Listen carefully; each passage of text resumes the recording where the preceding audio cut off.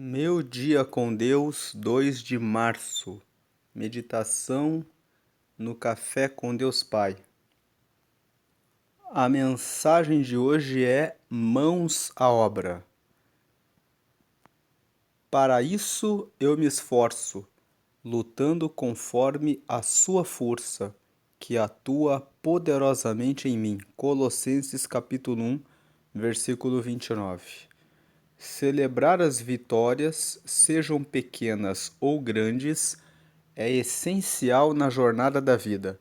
Muitas vezes, ao enfrentar desafios, esquecemos de reconhecer os pequenos avanços que nos aproximam das grandes conquistas planejadas. Assim como o apóstolo Paulo, que, ao reconhecer seu esforço e dedicação, destacou sua dependência completa de Jesus, devemos fazer o mesmo. Na Bíblia, toda vez que Deus Pai chamou alguém para uma grande missão, encontrou essa pessoa trabalhando, dedicada a algo, como Davi, que no momento que seria ungido, estava pastoreando ovelhas, Gideão, que estava malhando trigo, ou Eliseu, que arava a terra, entre tantos outros exemplos. Com isso, aprendo que para viver os propósitos que Deus tem para as nossas vidas, não podemos estar parados, de braços cruzados, esperando algo acontecer. O esforço e a perseverança são peças fundamentais nas conquistas que Deus Pai tem para nossas vidas. Muitas vezes, estamos deixando as bênçãos passarem, pois não estamos dispostos a lutar. Saiba que talvez Deus esteja esperando algo de você, porque a fé não é necessariamente um sentimento passivo que nos faz esperar, mas uma força que nos faz avançar, tomar decisões e perseverar. Deus Pai deseja abençoá-lo poderosamente, mas Ele conta com você nesse processo. Entenda algo hoje. Não é que os céus vão se abrir. Os céus já estão abertos. Depende só de você. Então a mensagem de hoje fala aqui sobre mãos à obra. Aqui na lateral do Café com Deus Pai de hoje, a frase é: sua atitude em Deus determinará aonde você irá chegar. Lendo mais uma vez, sua atitude em Deus determinará aonde você irá chegar. Estamos no dia 61 desse ano e a leitura bíblica é o Salmo 21. E a palavra-chave de hoje é perseverança. Portanto, Deus sempre encontrou as pessoas que ele chamou fazendo alguma coisa. Aqui, Paulo falou esse versículo: para isso eu me esforço, lutando conforme a sua força que atua poderosamente em mim. Ele citou aqui Davi, que quando foi ungido como rei estava pastoreando. Ele citou Gideão, que no livro de Juízes, no capítulo 6 a seguir, estava trabalhando, malhando trigo. Ele falou aqui de Eliseu, que estava arando a terra quando foi chamado para suceder Elias. E nós temos mais os exemplos de Pedro e André. Eles estavam no seu barco, trabalhando na pesca. Logo depois que Jesus encontrou André, que era o irmão de Pedro, e mandou chamar a Pedro, o texto da Bíblia conta que Jesus caminhou um pouco mais adiante e encontrou Tiago e João, que eram irmãos e eram filhos de Zebedeu, e eles estavam trabalhando também na pesca com o seu pai. Então, são mais exemplos de pessoas que foram achadas no caminho, mas que estavam sempre fazendo alguma coisa. Deus não vai chamar ninguém que fica parado. Ele vai chamar aqueles que estão com as mãos na obra, com aqueles que estão fazendo alguma coisa, com aqueles que estão em movimento.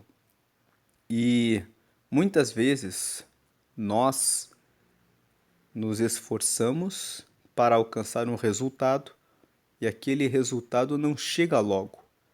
Mas como o pastor aqui, Júnior Rostirola, que é o autor desse devocional, escreveu, nós precisamos comemorar os pequenos resultados. Você quer correr uma maratona? São 42 mil quilômetros, pouco mais de 42 mil quilômetros.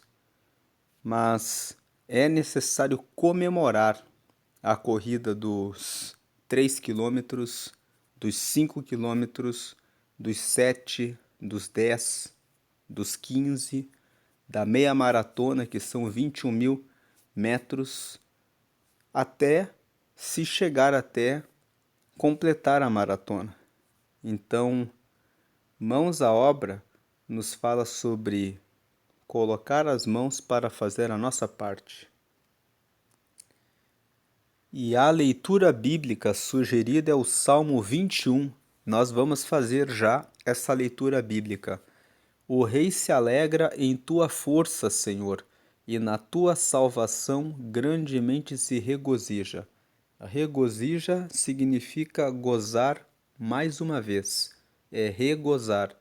Então o rei se alegra em tua força, Senhor, e na tua salvação grandemente se alegra mais uma vez. É um versículo que nos fala que todas as pessoas que confiam no Senhor ficam contentes, porque o Senhor, ele é todo-poderoso. Ele criou os céus e a terra, então ele governa sobre tudo. Quem tem a confiança no Senhor pode ficar tranquilo e ficar alegre, porque o Senhor é aquele que peleja a sua causa, a sua guerra, a sua batalha, e você certamente sai vencedor. Por isso o rei se alegra em tua força, Senhor, e na tua salvação grandemente se regozija. O texto que nós lemos hoje fala sobre mãos à obra, de fazermos a nossa parte, mas existem aqueles casos em que nós somos totalmente dependentes de Deus. E nessas causas em que não depende de nós, que está fora do nosso controle, precisamos reinar, governar a nossa vida, colocando essas circunstâncias que não dependem de nós nas mãos de Deus. E aquilo que está sob o nosso controle, nós devemos colocar as nossas mãos à obra e realizar aquilo que nos cabe.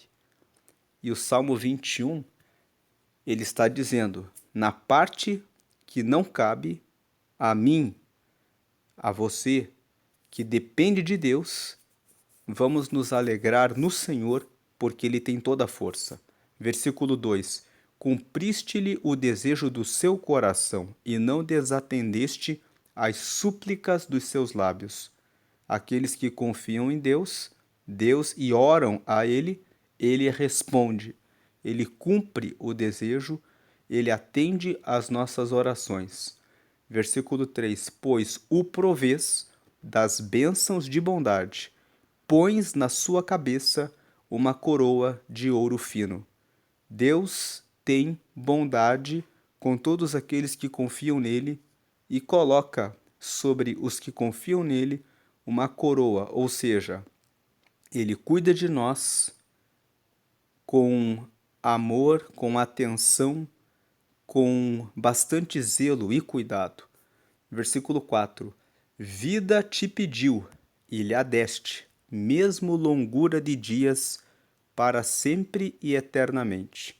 Ele está falando aqui que se pedirmos a Deus que nos dê vida, o Senhor nos dará vida, nos dará longevidade e ainda nos dará a eternidade. Depois que morremos, quando estamos em Jesus, recebemos a vida eterna, que significa estar para sempre com Ele nos céus, na glória.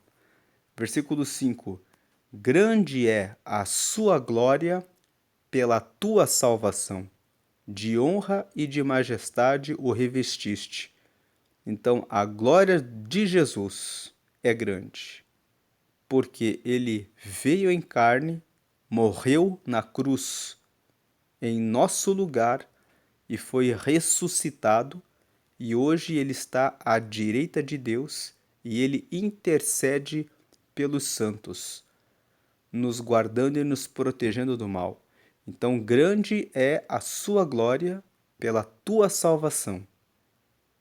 A salvação que Deus nos dá em Jesus manifesta a grandeza da glória dele. De honra e de majestade o revestiste. Deus nos dá a honra de sermos chamados seus filhos e ele nos cuida, ele nos coroa de majestade, porque ele nos faz príncipes juntamente com Jesus, nos faz herdeiros, ele nos faz príncipes do reino dos céus, ele nos faz geração santa, nação eleita, para a glória dele. Versículo 6: Pois o abençoaste para sempre, tu o enches de gozo com a tua face. É isso que Deus faz com o homem que acredita e confia nele. Ele abençoa para sempre e enche de gozo com a tua face, com a presença dele. Versículo 7: Porque o rei confia no Senhor, e pela misericórdia do Altíssimo nunca vacilará. Então ele está falando aqui, o rei é a pessoa que governa bem a sua própria vida. Essa é a aplicação prática. O Salmo 21 foi escrito por Davi. Quando ele está falando aqui, o rei confia no Senhor, ele está falando dele mesmo. Ele está dizendo, porque o rei confia no Senhor, porque eu confio no Senhor. E pela misericórdia do Altíssimo, o rei nunca vacilará. Ele está falando dele próprio. Pela misericórdia do Altíssimo, ele não vacilará. Mas numa aplicação prática, nós dizemos que o rei somos nós.